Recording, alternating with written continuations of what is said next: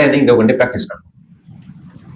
अगर आपको पढ़ने के लिए आज 8-10 घंटे का समय मिला है तो भी आप 2 घंटे प्रैक्टिस करिए, 7-8 घंटे रिवीजन कर लीजिए, और आप देखना आपके स्कोर में ना अपने आप धीरे धीरे ग्रोथ होगी। तब फिर कई बच्चे मुझे यूं पूछते हैं कि सर, ऐसे सामने तो नहीं पूछ पाते, मैसेज में पूछते हैं। मैं कहता हूँ प्रैक्टिस किया करो। तो सर आप कहते हो प्रैक्टिस किया करो, आरपीएससी ने पैटर्न बदल दिया, अब तो नए नए सवाल आ रहे हैं, पुराने वाले सवाल तो आ नहीं रहे, प्रैक्टिस करके क्या करें? तो मैं कहता हूँ बेटा प्रैक्टिस इसलिए कर रहे हैं कि पुराने वाले सवाल परीक्षा में आएंगे। तो फिर तो किस लिए कर रहे हैं? प्रैक्टिस इसलिए नहीं करते कि पुराने वाले सवाल आएंगे। प्रैक्टिस हम इसलिए करते हैं कि हमने जो पढ़ा है वो किस तरह से पूछा जा सकता है, वो तरीके हमें पता चलते हैं।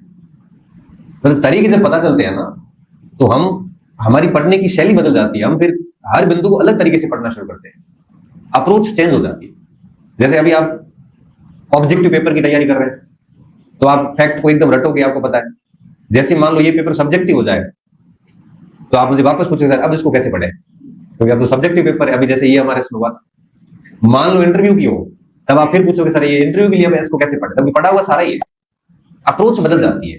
ऑब्जेक्टिव की अप्रोच अलग होती है, सब्जेक्टिव में तथ्य नहीं पढ़ने पड़ते और इंटरव्यू में बिल्कुल तथ्य नहीं पढ़ने पड़ते, ऑब्जेक्टिव में आपको सारे तथ्य पढ़ने पड़ते हैं। तो प्रैक्टिस से पुराने प्रश्न रिपीट हो, हम इसलिए नहीं पढ़ते, हम प्रैक्टिस इसलिए करते हैं ताकि हमारा पढ़ा हुआ जो है ना उसको हम ठीक से गौर कर पाए, हम हर बिंदु पे काम कर सके,